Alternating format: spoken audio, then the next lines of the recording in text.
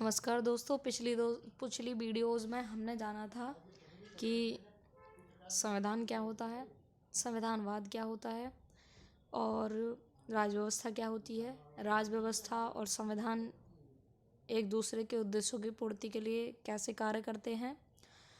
और फिर हमने जाना कि भारत में कौन सी संस्थाएं कार्य करती हैं, कौन सी संस्थाओं को हम क्या कहते हैं। और बीच में किसी टेक्निकल फॉल्ट की वजह से वीडियो रुक गया था, तो उसके लिए माफ़ी चाहेंगे। और अब जो हमारा टॉपिक है फ़िलहाल, वो है संविधान की संरचना, यानी कि संविधान की जो संरचना है वो किस प्रकार की है, उसमें क्या क्या चीज़ें यूज़ की गई हैं, किस तरीके से उसमें डिवीज़न है।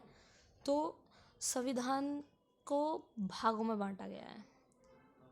ये तो हम सब जानते हैं कि संविधान में 22 भाग हैं और संविधान में भाग हैं, और फिर जो बड़े भाग हैं उन भागों को अध्यायों में बांट दिया गया है। और फिर जो बड़े अध्याय हैं उन सभी को अनुच्छेदों में बांट दिया गया है। फिर उसके बाद जो अनुच्छेद हैं उनको क्लॉज में बांट दिया गया है। जो बड़े बड़े अनुच्छेद हैं उनको फिर क्लॉज में बांट दिया गया है। जैसे हम एग्जाम्पल लें भाग 5 का, तो भाग 5 में दिया गया है कि संघ का शासन, और उसमें है अध्याय फर्स्ट की बात करें तो उसमें कहा गया है कि राष्ट्रपति और उपराष्ट्रपति होंगे, और राष्ट्रपति के लिए आर्टिकल 52 उसमें दिया गया है। तो ये सारी चीज़ें हो गई हमारी कि संविधान के अंदर भाग हुआ 5वां, अध्याय हुआ पहला, और अनुच्छेद हो गया 52। तो यहाँ तक तो हम समझ गए कि अनुच्छेद, भाग, अध्याय, इनको हम कैसे बोलते हैं। मगर दोस्तों, आज तक हम एक गलती ज़्यादातर लोग करते आते हैं एक चीज़ के प्रोनाउंसिएशन में। जैसे आप स्क्रीन पर देख पा रहे हैं कि यहाँ लिखा हुआ है ये 39A। ये जो आर्टिकल 39A लिखा हुआ है और ये जो 39A लिखा हुआ है, इन दोनों का हम प्रोनाउंसिएशन सेम करते हैं। ये बहुत गलत चीज़ है। इंटरव्यू में इस चीज़ का नेगेटिव इफ़ेक्ट होगा, क्योंकि जहाँ स्मॉल ए है वहाँ उसका उच्चारण हमको ये नहीं करना है कि 39A, हमको इसका उच्चारण करना है 39 आर्टिकल 39 क्लॉज ए, जिसमें कहा गया है कि रोजी रोटी के पर्याप्त साधन उपलब्ध कराने की व्यवस्था करेगा राज्य। और वहीं हम बात करें जो आर्टिकल 31A है, उसमें कहा गया है कि समान न्याय और निःशुल्क कानूनी सहायता। तो मुझे लगता है कि ये चीज़ शायद आपने पहली बार गौर की होगी कि 39A और इस 39A में क्या अंतर होता है। क्योंकि हम जो हमारी नॉर्मली ज़िंदगी है, ज़्यादातर स्टूडेंट्स इसको 39A ही बोलते हैं। तो इसको हमें 39A ना बोल के, जो स्मॉल ए वाला है, इसको हमें 39 क्लॉज ए बोलना है। ठीक है। उसके बाद हम देखेंगे कि सब क्लॉज भी होते हैं। सब क्लॉज कैसे होते हैं? जैसे हम बात करें आर्टिकल 19 फर्स्ट ए की, तो उसको हम बोल देते हैं आर्टिकल 19 फर्स्ट ए। तो हमको ऐसे नहीं बोलना है, हमको बोलना है article 19 clause first sub clause A. ये हमारा प्रोनाउंसिएशन का बेहतर तरीका है। यदि इस तरीके से हम मान लीजिए हमको इंटरव्यू में पूछा गया कि बताइए आप, या आर्टिकल इतने में क्या होता है, या जीवन का अधिकार किस में है, तो हम हमेशा क्या बोलते हैं 21A। ये नहीं बोलना है हमको बोलना है 21 क्लॉज ए। और इसी तरीके से जो ये आर्टिकल 19 लिखा हुआ है, 19 clause first sub clause A, इस तरीके से हमको उच्चारण करना है। इसे हम वेन डायग्राम से भी समझ सकते हैं संविधान की संरचना को, कि सबसे बड़ा है ये बाहर वाला गोला, ये संविधान है, इसके अंदर फिर भाग हैं, फिर उसके अंदर अध्याय हैं, अध्यायों के अंदर अनुच्छेद हैं और अनुच्छेदों के अंदर क्लॉज हैं, उसके बाद फिर सब क्लॉज हैं। तो इसमें दोस्तों आपने जाना कि संविधान की संरचना क्या होती है। अभी हम एक चीज़ और देखते हैं कि अनुसूची क्या होती है। अनुसूची भी संविधान में ही शामिल होती है। तो अनुसूची वो होती है, संविधान के अंत में दिए गए विषयों की वह सूची है जो संविधान के किसी प्रावधान की व्याख्या करती है। यानी कि संविधान के अंत में दिए गए कुछ विषय हैं और उनकी सूची है, उसको हम उसमें कुछ प्रावधान दिए गए हैं, उनकी व्याख्या की गई है, तो उसको हम कहते हैं अनुसूची।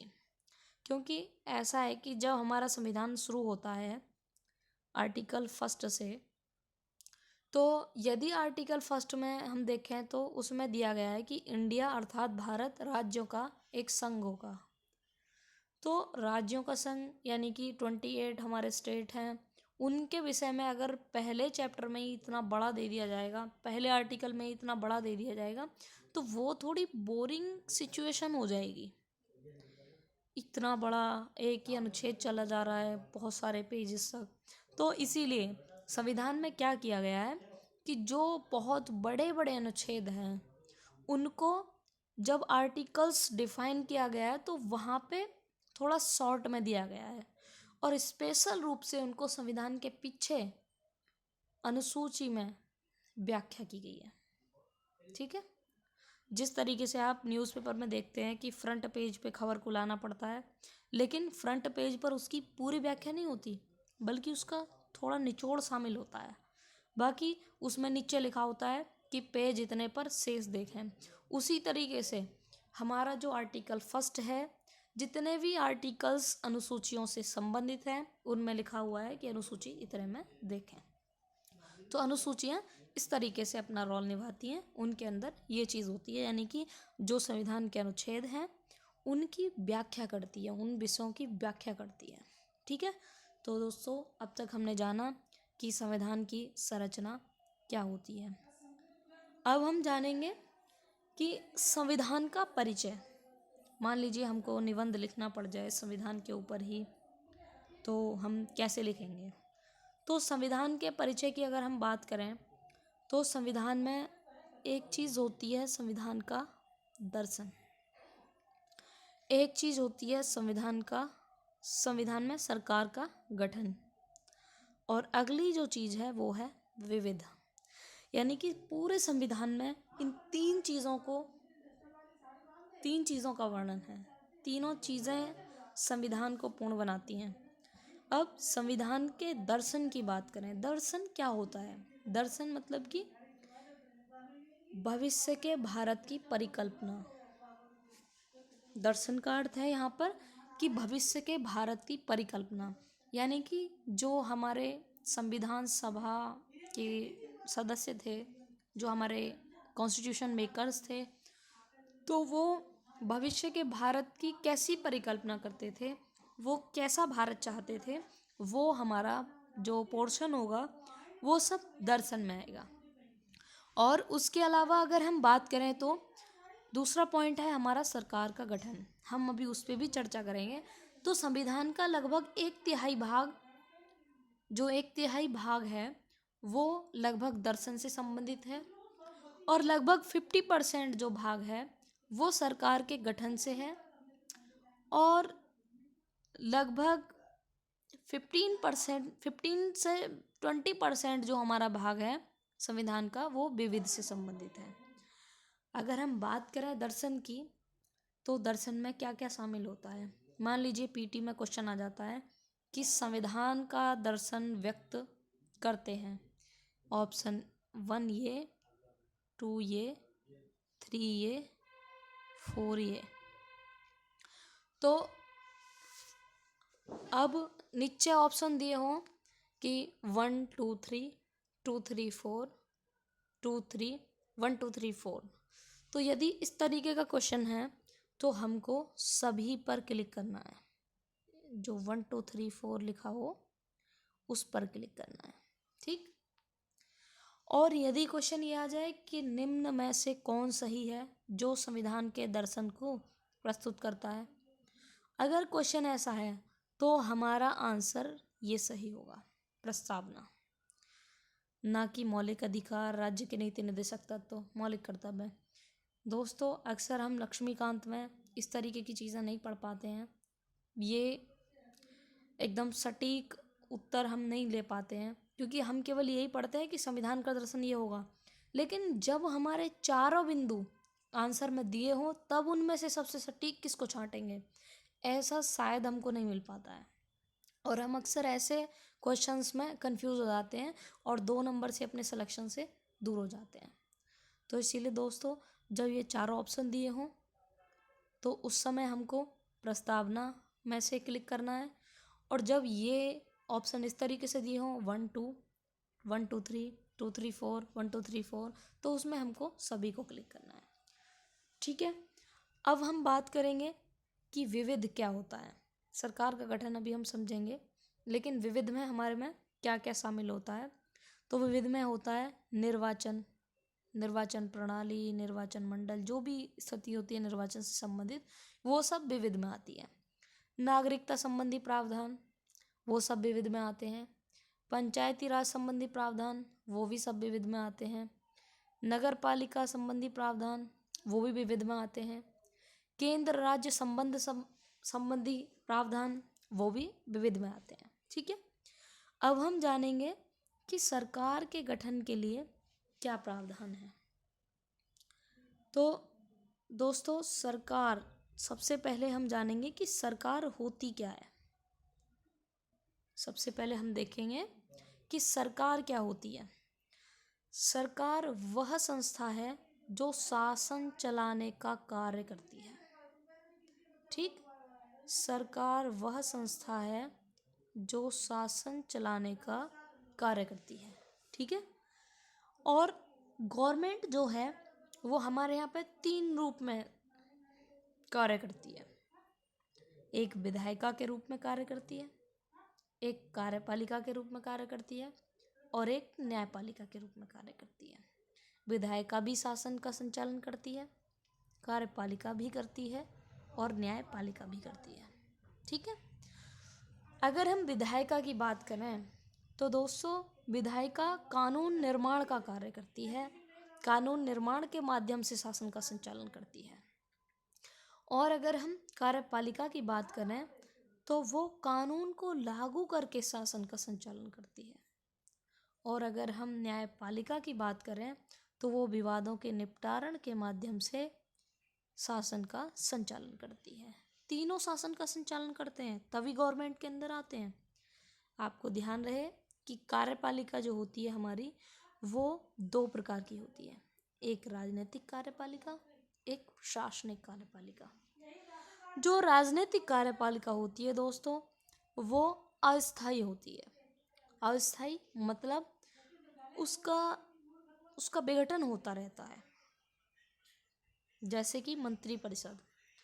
अभी हमारे मोदी जी हैं, मोदी जी की मंत्रिपरिषद कार्य कर रही है राजनीतिक कार्यपालिका के रूप में, और कल को कोई और चुन के आ जाएंगे तो उनकी कार्यपालिका के रूप में कार्य करेगी मंत्रिपरिषद। तो इसीलिए राजनीतिक कार्यपालिका को दोस्तों अस्थायी कार्यपालिका कहा जाता है। अगर हम बात करें प्रशासनिक कार्यपालिका की तो वो स्थायी होती है। स्थायी क्यों होती है, क्या होती है, उसका उदाहरण है नौकरशाही, जो आप बनना चाहते हो। क्योंकि दोस्तों मान लीजिए आज मोदी जी की सरकार है, पहले मनमोहन साहब की थी, उससे पहले और किसी की थी। तो दोस्तों जो हमारे प्रशासनिक अधिकारी थे, जो हमारे नौकरशाह थे, डीएम साहब थे, एसपी साहब थे, वो डीएम साहब ही हैं, एसपी साहब ही हैं, उनको हटाया नहीं गया है, वो अपने पद पे बरकरार कार्य कर रहे हैं। तो इसलिए दोस्तों उसको स्थायी कार्यपालिका कहा जाता है जो गवर्नमेंट के रूप में वर्क करती है। अब हम आगे देखेंगे कि हमने सुना है कि जो हमारी संसद है और एक विधायिका है, तो इनको हम समझेंगे कि इनमें अंतर क्या होता है। क्या संसद ही विधायिका है या विधायिका ही संसद है, इनमें क्या अंतर है।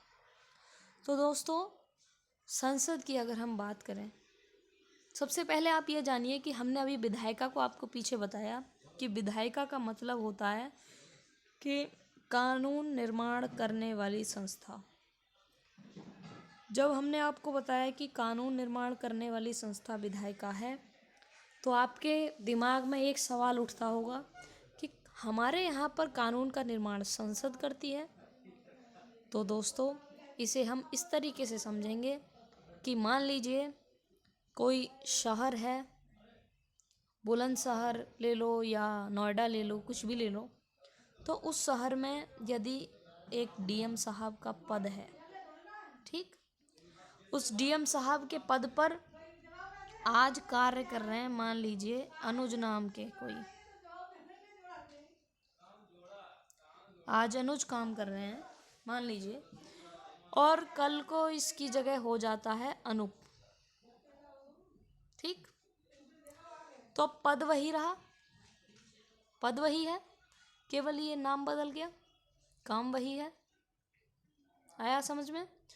तो यानी कि निर्माण कानून का ही करेगी, लेकिन नाम हमारी का जो कानून निर्माण करने वाली संस्था है उसका नाम संसद है। ठीक है। अगर हम बात करें अमेरिका की, तो अमेरिका में जो कानून निर्माण करने वाली संस्था है, जो विधायिका है, उसका नाम है कांग्रेस। और हमारे यहाँ जो कानून निर्माण करने वाली संस्था है उसका नाम है संसद। तो दोस्तों, आज आपको संसद और विधायिका में अंतर भी समझ में आ गया होगा। अब हम बात करेंगे कि भारत में जो सरकार है वो किस स्तर पे कार्य करती है, किस किस तरीके से डिवीज़न होता है। तो हमने बताया था कि भारत में सरकार 3 स्तर होते हैं, 3 तरीके की होती है। विधायिका के रूप में करती है, कार्यपालिका के रूप में करती है, न्यायपालिका के रूप में करती है। अब इनमें शामिल कौन कौन होता है, क्या क्या होता है, तो देखिए दोस्तों, अगर हम विधायिका की बात करें तो विधायिका 2 स्तर की होती है, एक केंद्र या संघ स्तर की, एक होती है प्रांत स्तर की। केंद्र या संघ स्तर की बात करें तो अभी हमने बताया है कि विधायिका का नाम संसद है, तो संसद अपना कार्य करती है। और संसद के अंदर 2 सदन होते हैं दोस्तों, एक राज्यसभा और एक लोकसभा। अब हम बात करेंगे कि प्रांत यानी कि कोई प्रदेश, जो हमारे देश में प्रदेश हैं, राज्य हैं, उनकी बात करें तो उन राज्यों में होते हैं राज्य विधानमंडल। जैसे संसद केंद्र में कार्य करती है, ठीक वैसे ही राज्य में राज्य विधानमंडल कार्य करती है। और जैसे संसद में राज्यसभा लोकसभा होते हैं, वैसे ही राज्य विधानमंडल में विधान परिषद और विधान सभा होते हैं। किंतु ये ज़रूरी नहीं है कि विधान परिषद सभी में होगी। कुछ राज्य हैं हमारे यहाँ पे जिनमें विधान परिषद है और कुछ ऐसे हैं जिनमें नहीं है। तो इस बात के पीछे अभी हम नहीं जाएंगे कहाँ है कहाँ नहीं है। फिलहाल हम आगे बात करते हैं कि कार्यपालिका में कौन कौन लोग होते हैं, कैसे कार्य करते हैं। तो कार्यपालिका भी संघ स्तर और प्रांत स्तर 2 स्तर की होती है। संघ स्तर की कार्यपालिका की बात करें तो दोस्तों, उसमें राष्ट्रपति होते हैं, उपराष्ट्रपति होते हैं। जैसे संघ में राष्ट्रपति कार्य करते हैं, ठीक वैसे ही प्रांत में राज्यपाल कार्य करते हैं। उपराष्ट्रपति के समानांतर प्रांत में कोई पद नहीं होता है। राष्ट्रपति के समानांतर प्रांत में राज्यपाल का पद होता है। अब हम आगे बात करें तो संघ में दोस्तों पीएम साहब हमारे मोदी जी काम करते हैं, और प्रांत में हमारे सीएम योगी जी काम करते हैं। तो इस तरीके से आप देखेंगे कि संघ और प्रांत में समानांतर पद अधिकतर सेम ही हैं, सेम ही कार्य हैं। शक्तियों में कुछ अंतर है, लेकिन हम वहाँ शक्तियों की चर्चा नहीं कर रहे। यहाँ केवल ये देख रहे हैं कि कैसे कैसे कार्य किसको डिवीज़न होता है। और संघ में दोस्तों मंत्रिपरिषद कार्य करती है, तो प्रांत में भी मंत्रिपरिषद कार्य करती है। संघ में भी मंत्रिमंडल काम करता है, प्रांत में भी मंत्रिमंडल काम करता है। और दोस्तों संघ में जो काम करती हैं हमारी केंद्रीय सेवाएं काम करती हैं, और प्रांत में हमारी प्रांतीय सेवाएं काम करती हैं। केंद्रीय सेवा जैसे यूपीएससी और प्रांतीय सेवा जैसे यूपीपीएससी।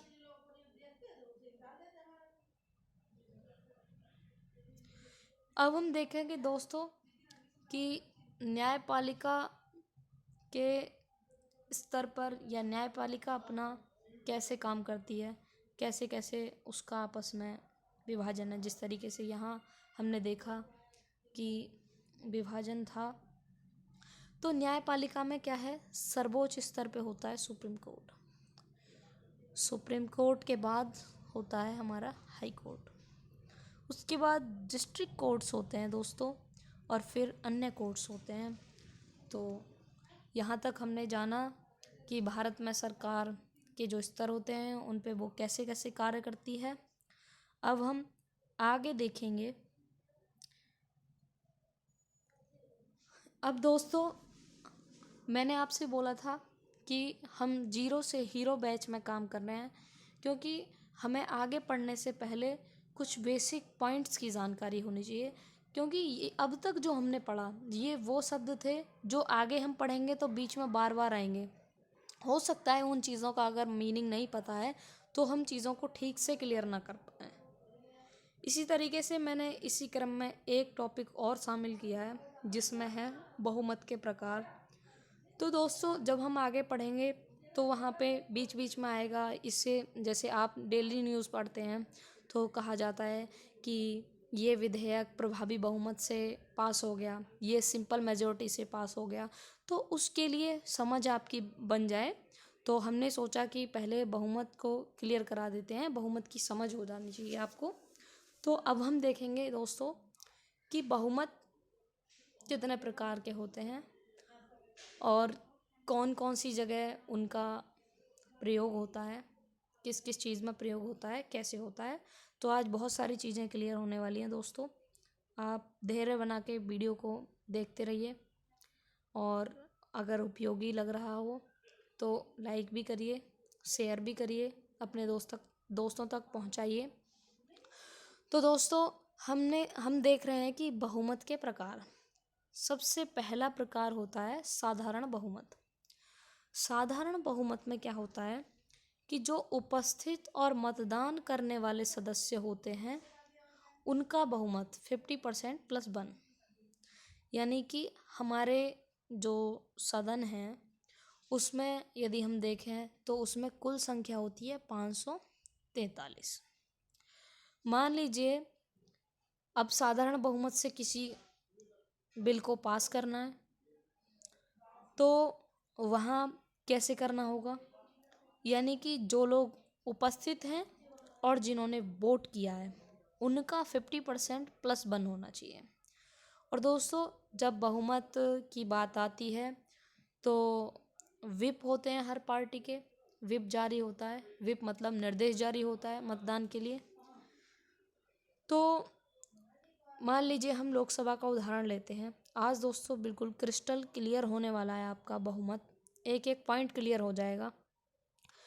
लोकसभा की अगर हम बात करें तो लोकसभा में कुल 543 सीट होती हैं, जिनमें से मान लीजिए किसी दिन 200 लोग उपस्थित हुए, 200 लोग उपस्थित हुए और 180 ने मतदान किया।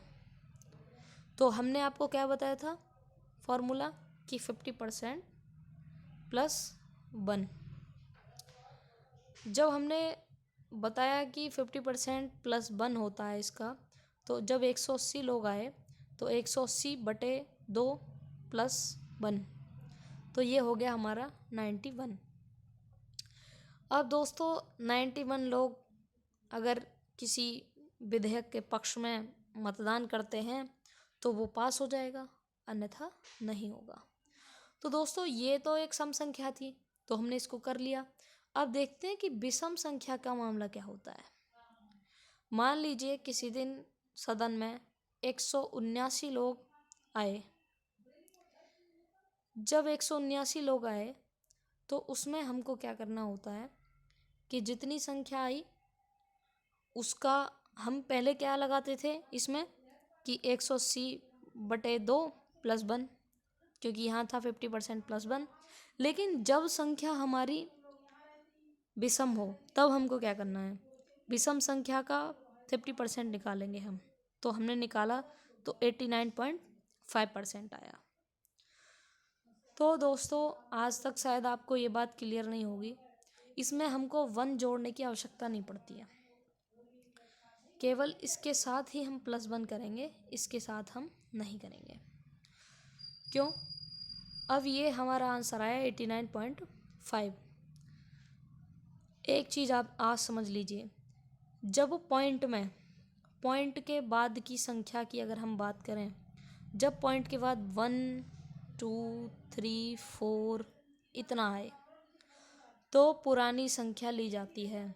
यानी कि यदि इसका उत्तर आता 89.4 तो हम इसका उत्तर मानते 84।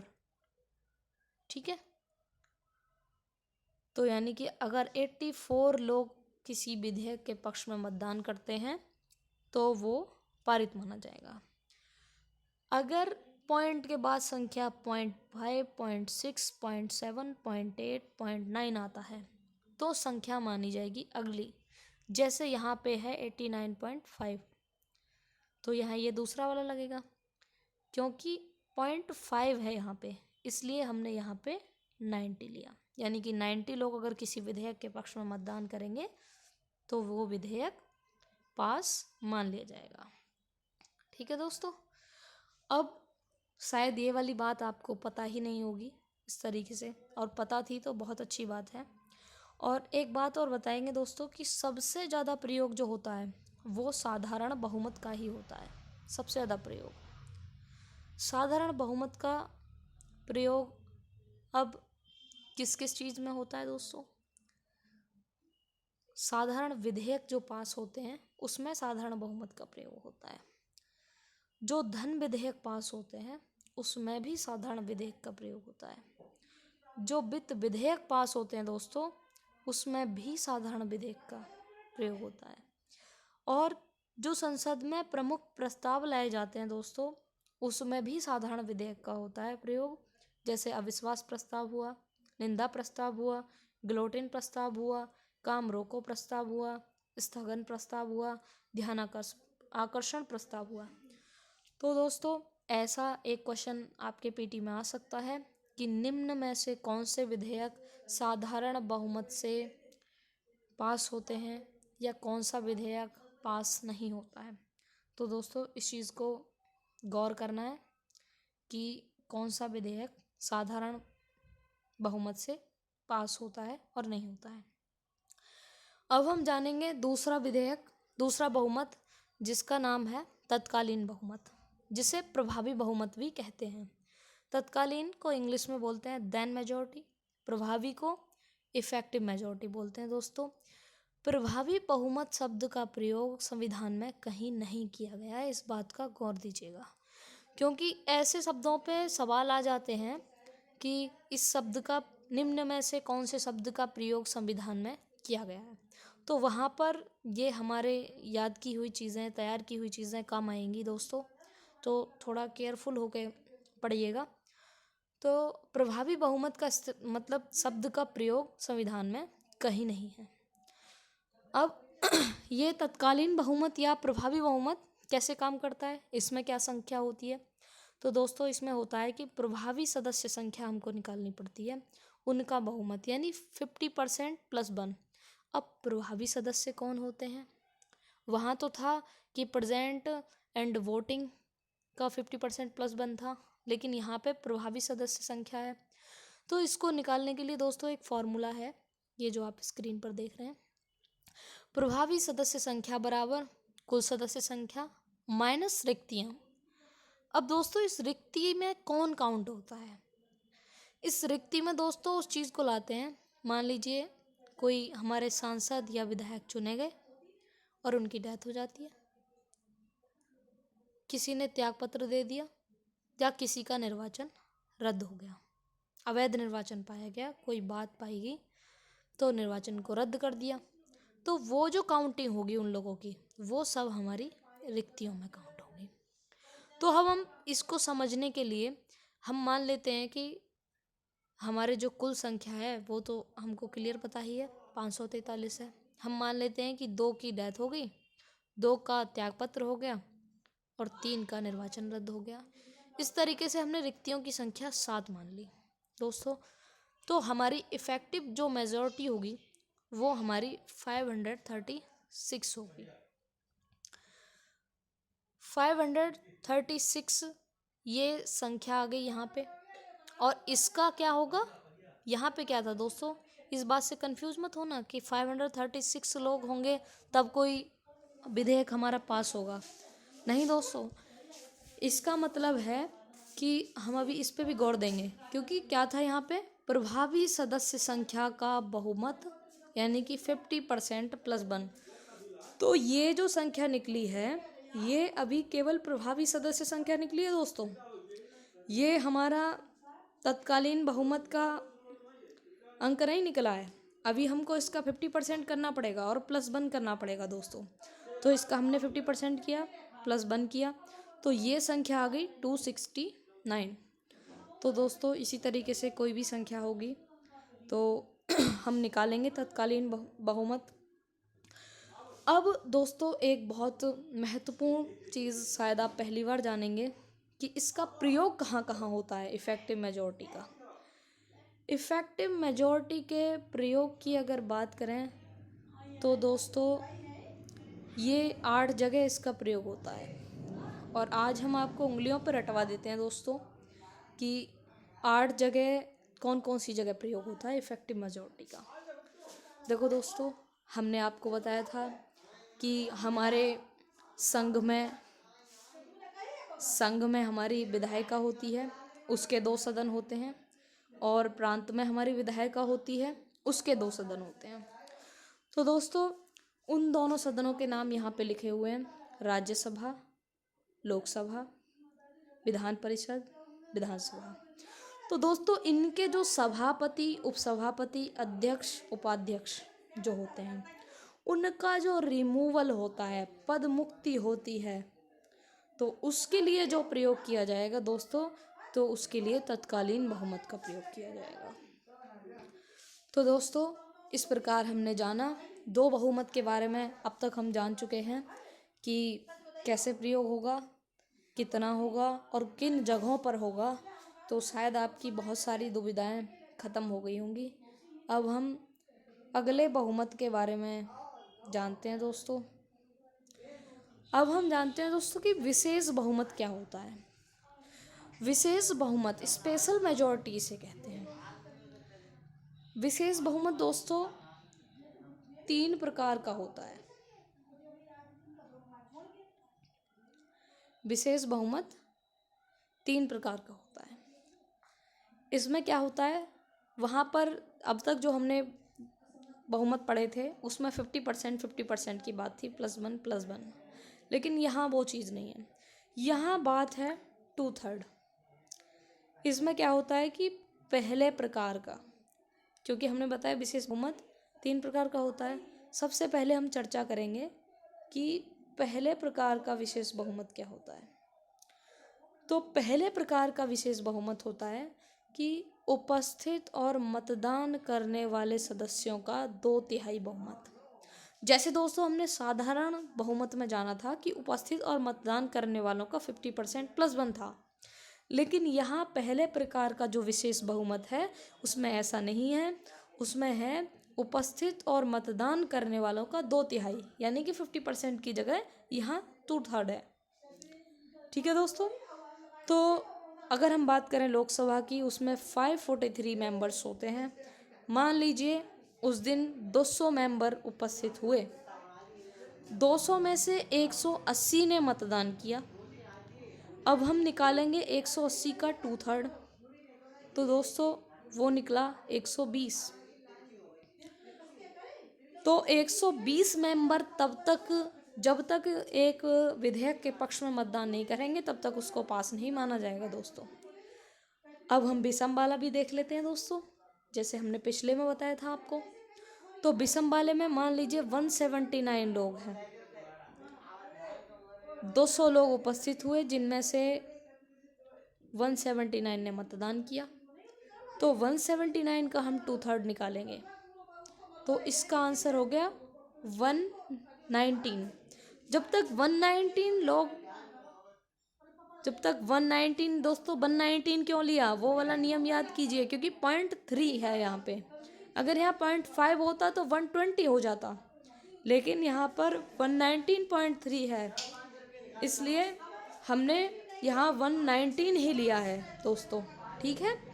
और विशेष बहुमत के पहले प्रकार की अगर बात करें, फर्स्ट टाइप स्पेशल मेजॉरिटी की बात करें, तो ये 2 जगह प्रयोग होता है संविधान में, आर्टिकल 249 के तहत और आर्टिकल 312 के तहत।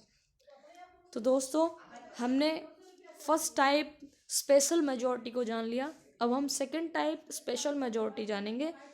तो इसमें क्या होता है, इसमें होता है कि उपस्थित और मतदान करने वाले सदस्यों का 2/3 जो कुल सदस्य संख्या के आधे से कम ना हो।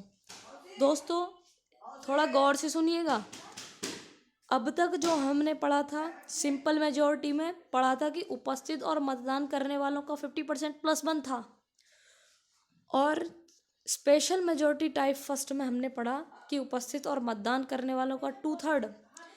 लेकिन सेकेंड टाइप में एक चीज़ बढ़ा दी है कि उपस्थित और मतदान करने वाले सदस्यों का 2/3 तो है ही, और जो कुल सदस्य संख्या है उसका आधे से कम नहीं होना चाहिए। यानी कि अब मैं इस बात को एक उदाहरण से समझाना चाहूँगी।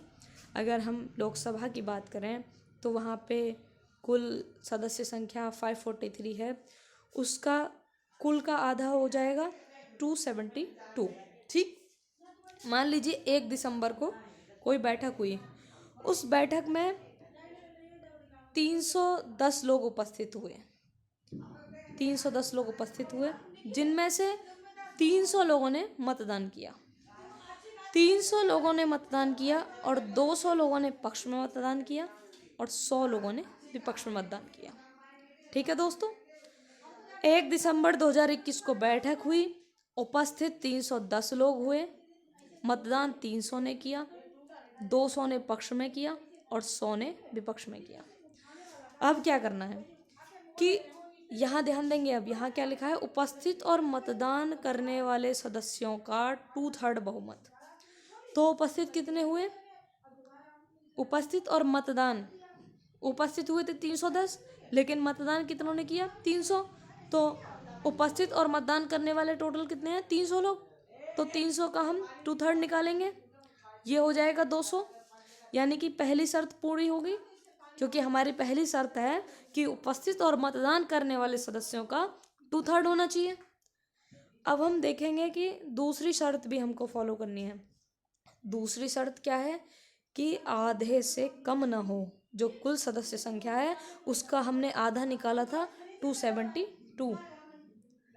तो दोस्तों हम देखेंगे कि जो हमारी संख्या निकली है ये 200, ये हमारे 2/3 से आधे, जो हमारा कुल का आधा है उससे कम है, ये संख्या इस आधे से कम है, इसलिए ये मान्य नहीं होगा। इसलिए 200 लोग अगर वोट करेंगे तो मान्य नहीं होगा, यानी कि विधेयक पारित नहीं होगा। अब हम बात करें दूसरे तरीके से बताते हैं। मान लीजिए अगले दिन फिर बैठक हुई 2 दिसंबर को।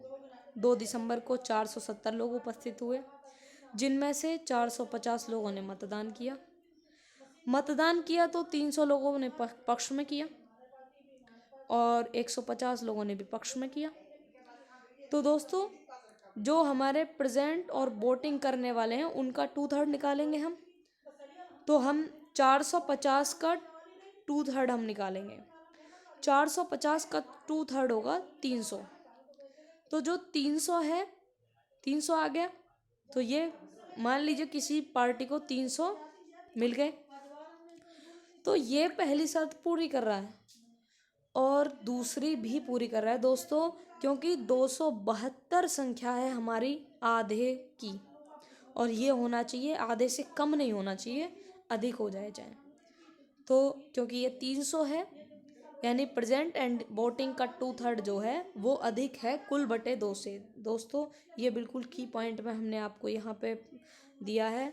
तो मुझे आशा है कि आप स्पेशल मेजॉरिटी टाइप 2 भी समझ गए होंगे, और ऐसा शायद आपने पहली बार ही समझा होगा। अगर अच्छा लगे तो आप शेयर करिएगा। अब दोस्तों हम आगे देखते हैं। अब ये देखते हैं कि जो स्पेशल मेजॉरिटी टाइप 2 है उसका प्रयोग कहाँ कहाँ होता है दोस्तों। उसका प्रयोग होता है दोस्तों 2 जगह, संविधान संशोधन में और प्रमुख संवैधानिक पदाधिकारियों के रिमूवल में, पद मुक्ति में। ठीक है दोस्तों, तो वो कौन कौन पदाधिकारी हैं जिनको स्पेशल मेजॉरिटी टाइप 2 से रिमूव किया जाता है? तो वो हैं सुप्रीम कोर्ट के जज, हाई कोर्ट के जज, कैग और मुख्य निर्वाचन आयुक्त। तो दोस्तों आपके प्रीलिम्स में ये सवाल बन सकता है कि निम्न में से कौन से पदाधिकारी को स्पेशल मेजॉरिटी टाइप 2 से पदमुक्त किया जाता है या पदमुक्त नहीं किया जाता है। तो शायद आज के बाद आपको कोई दिक्कत नहीं होने वाली है।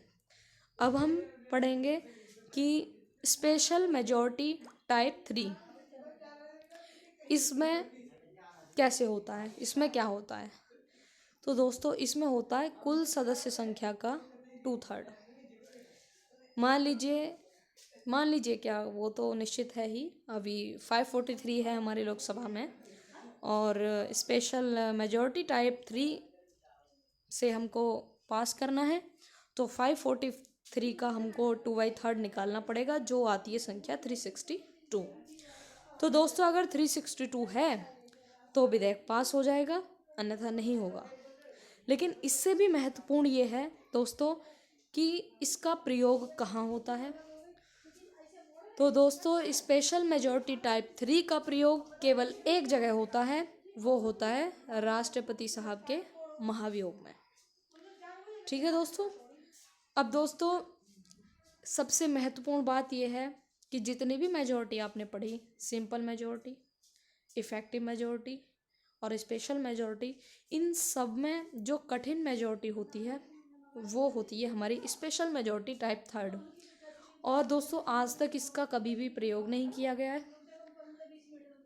और एक और महत्वपूर्ण फैक्ट मैं आपको बताना चाहूँगी दोस्तों, हमारे जो राष्ट्रपति कोविंद साहब हैं उनका वेतन 5 लाख रुपए प्रति माह है और टैक्स फ्री है। और बड़े मज़े की बात यह है कि अभी कोविंद साहब ने अपनी ट्रेन का यूज़ किया, ट्रेन से यात्रा करके वो यूपी गए, तो उन्होंने वहाँ एक अनर्गल बयान दे डाला जिसमें उन्होंने कहा कि हमको इतना वेतन मिलता है और उसका आधे से ज़्यादा हम टैक्स में दे देते हैं, जबकि दोस्तों राष्ट्रपति साहब का वेतन टैक्स फ्री होता है। चलो कोई नहीं। अब हम अगली मेजॉरिटी जानेंगे दोस्तों, एब्सोल्यूट मेजॉरिटी, पूर्ण बहुमत। ये क्या होता है दोस्तों? इसका प्रयोग सरकार बनाने में होता है। ये कुल सदस्य संख्या का बहुमत 50% प्लस, यानी कि 543 सीट हैं। अगर उनमें से 272 सीट्स अगर जीतते हैं तो सरकार बनेगी। और दोस्तों महत्वपूर्ण तथ्य ये है कि पूर्ण बहुमत शब्द का प्रयोग संविधान में कहीं नहीं किया गया है। तो मैं आशा करूँगी कि आपकी जो मेजॉरिटी हैं वो बहुत अच्छे से क्लियर हो गई होंगी, कोई डाउट शायद नहीं बचा होगा। तो दोस्तों मैंने आपको बोला था कि हम कुछ की पॉइंट्स या कीवर्ड्स को सबसे पहले जानेंगे जो आगे के पढ़ने के क्रम में बीच बीच में उन शब्दों का यूज़ होगा, तो उनका तुरंत दिमाग में सेंस क्लियर हो जाए। उस शब्द को अगर हम बोलें तो आपका सेंस तुरंत क्लियर हो जाए दोस्तों। तो अब हम इसी क्रम में 2-3 शब्दों को और जानेंगे, उनका मीनिंग जानेंगे।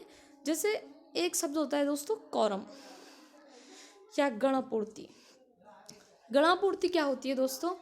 वह न्यूनतम संख्या जो किसी सदन की कार्यवाही को वैध बनाने के लिए ज़रूरी होती है।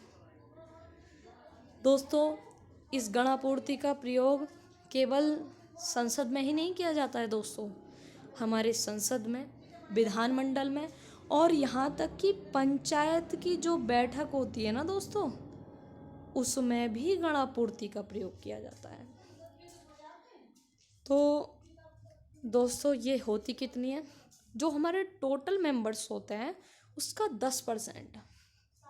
अगर लोकसभा की बात करें दोस्तों, उसमें 543, हम इतनी बार देख चुके हैं 543, उसका 10% हो जाएगा 54। अगर 54 लोग प्रेजेंट हैं तो हमारी जो सदन की कार्यवाही है वो चलेगी, अन्यथा गणापूर्ति ना होने की वजह से उसको हम इनवैलिड करार दे देंगे, हमारे जो स्पीकर होते हैं वो। इसी तरीके से राज्यसभा में 245 सीट्स हैं, जब तक 25 लोग प्रेजेंट नहीं होंगे तब तक कोई भी सदन की कार्यवाही नहीं चलेगी। तो दोस्तों गणापूर्ति भी जान लिया आपने। अब हम जानेंगे विधेयक क्या होता है दोस्तों। विधेयक होता है प्रस्तावित कानून को विधेयक कहते हैं, यानी जो अभी केवल प्रस्तावित है, लागू मतलब पूरा नहीं हो पाया, कानून नहीं बन पाया, जब तक प्रस्तावित है अभी, उसको बोलते हैं हम विधेयक। Will is a proposed law. ठीक है, विधेयक भी क्लियर हो गया होगा। और दोस्तों इतना भी पता होगा शायद आपको कि विधेयक जब हमारा पास हो जाता है और राष्ट्रपति साहब सिग्नेचर कर देते हैं तो वो लॉ बन जाता है। अब दोस्तों इसी कड़ी में एक अंतिम शब्द के बारे में हम बताएंगे, अधिनियम क्या होता है। अधिनियम, जब विधेयक पारित हो जाता है, उसे राष्ट्रपति की सहमति मिल जाती है, तो उसे हम अधिनियम कहते हैं। तो दोस्तों आज आपने बहुत सारी चीज़ों को क्लियर किया और आशा करती हूँ कि आपको पसंद आएगा, और आप लाइक और शेयर करो जिससे मेरा मनोबल बढ़े। और दोस्तों मस्त रहो, स्वस्थ रहो, अपनी तैयारी को बेहतर तरीके से एक सही दिशा में करते रहो। और इसी के साथ दोस्तों थैंक यू, बाय, कल मिलते हैं।